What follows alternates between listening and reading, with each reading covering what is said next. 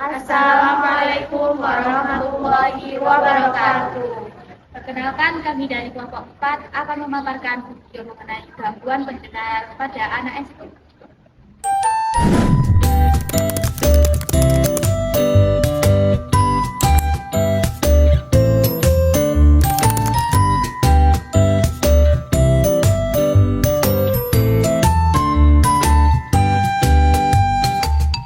Saya Siti Mubarokah dengan NIM akhir 05.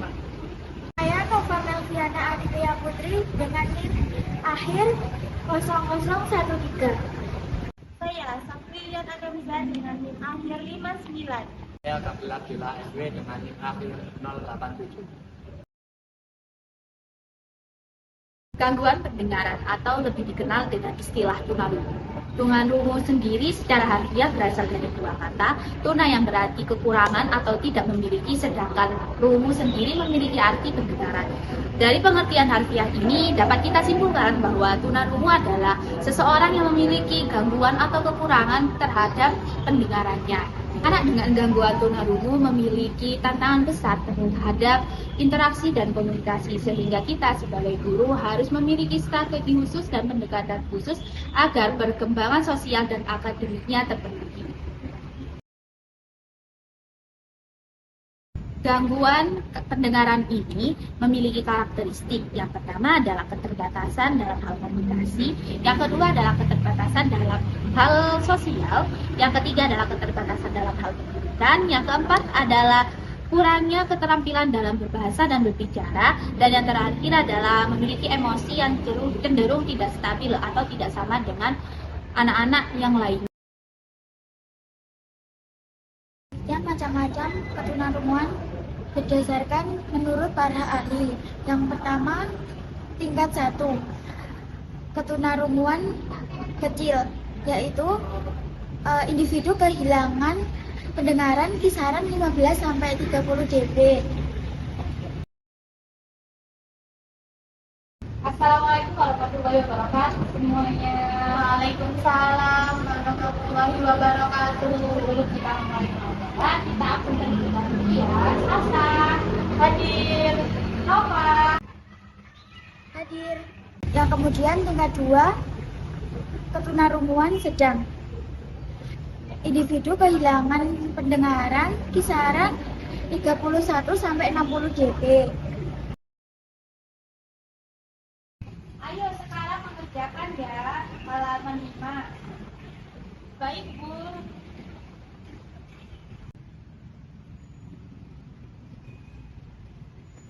Mengerjakan. Tingkat 3, ketunarunguan berat, yaitu individu kehilangan pendengaran kisaran 61-90 dB. Sebagai anak yang baik, kita harus mematuhi orang tua ya. Iya, Bu.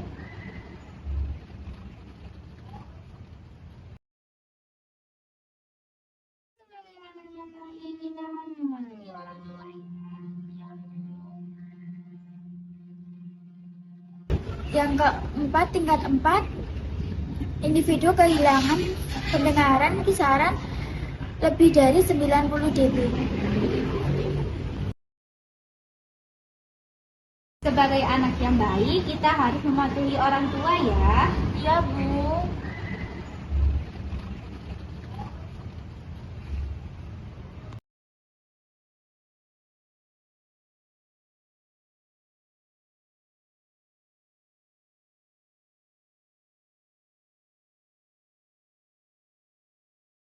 Yang macam-macam gangguan pendengaran berdasarkan terjadinya gangguan.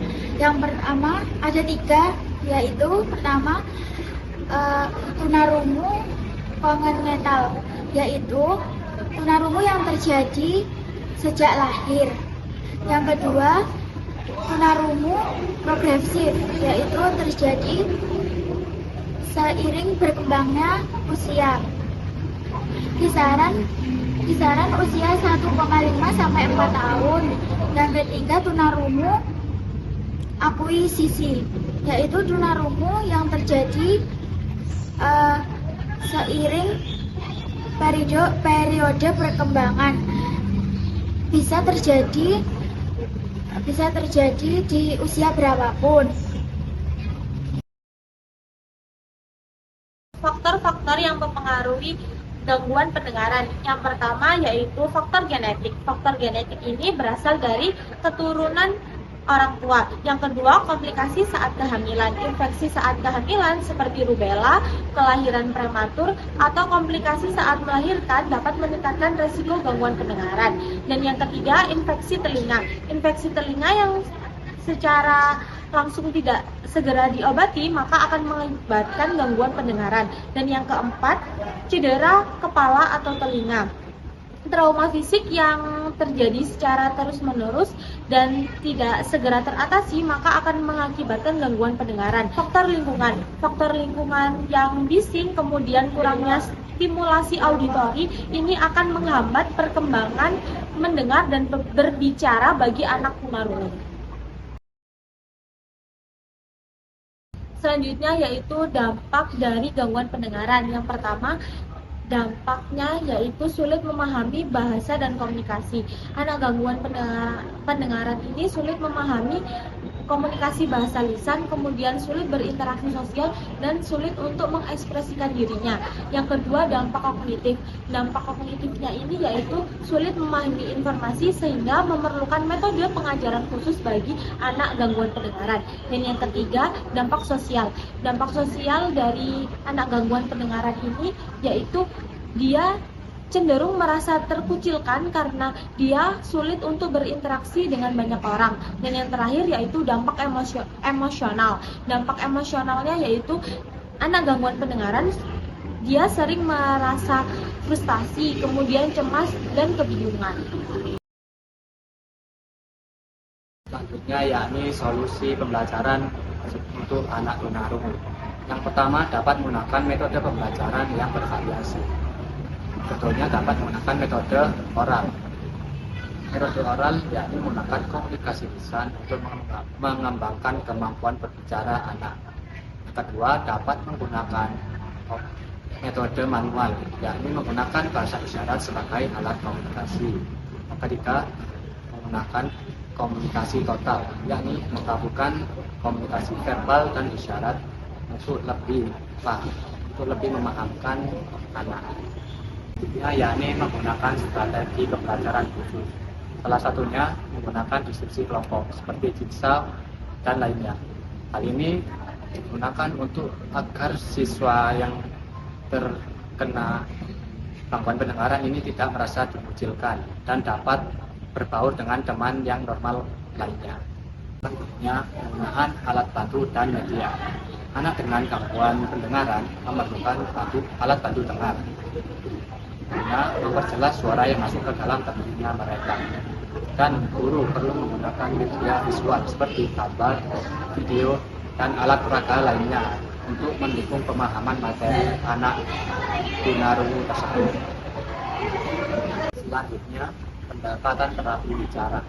Dengan mengintegrasikan terapi bicara dalam pembelajaran, dapat mengembangkan kemampuan berbicara dan mendengar anak berkebutuhan khusus, seperti metode lip reading dan CD.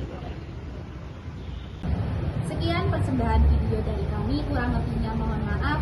Wassalamualaikum warahmatullahi wabarakatuh.